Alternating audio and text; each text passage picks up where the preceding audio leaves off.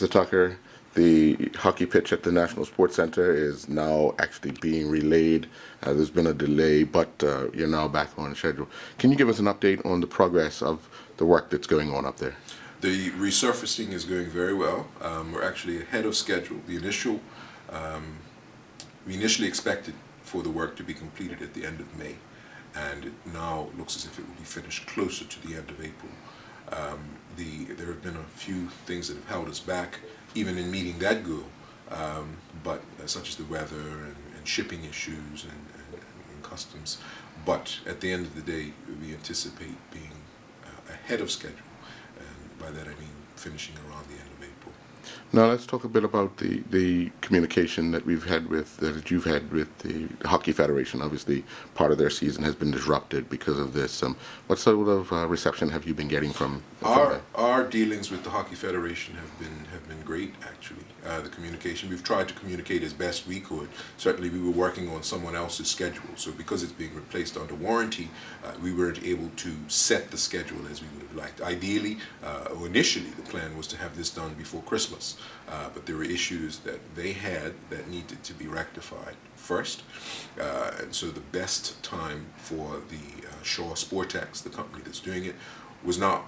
And so we had to take advantage of that opportunity. We weren't in a position to really negotiate very much outside of that. It's unfortunate that it's disrupted the Hockey Federation season, but hopefully they will appreciate that the end result, the finished product, will provide them with a surface that was even better than the one that they had before.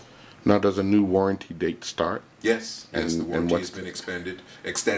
I don't know off the top of my head how long it's been extended for, but it has certainly been extended. The Shaw Sportex, the company that we have been dealing with, have been first class in their negotiations.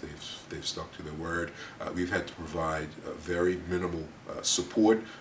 The only support we've had to provide would be in acquiring work permits and some local labor, and the hustle truck program, the government hustle truck program, has been of great assistance to us in that regard. So it's been a first-class operation.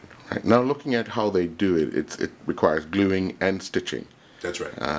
What process do they use, if you know any? I probably know just about that much. It involves gluing. It's a special type of glue. There's underneath there is a porous concrete. So the very base is a porous concrete, which of course facilitates the drainage. And then on top of that there's an E-layer, an elastic layer, and then there's the glue. And with all of that, they have to have the proper drainage. For international certification, you have to put a certain amount of water on it, and it has to drain through in a certain period of time to maintain that international certification. So once they lay it, then they stitch because there's different colors. There's the blue border, and then there's the green on the inside, and that all has to be stitched together to maintain the quality. So do you know if they do testing each layer they lay down, because they do it in portions? Yes, absolutely. They test it for the drainage and everything as they go along. It's a laborious process. Part of the problem that we had, or part of the delay, was in removing the old carpet. There were challenges with maintaining the integrity of the E-layer underneath, which did not need to be replaced, and ensuring that parts of the carpet weren't ripped. But they're very thorough in their testing. Okay. All right. Thank you. That's it.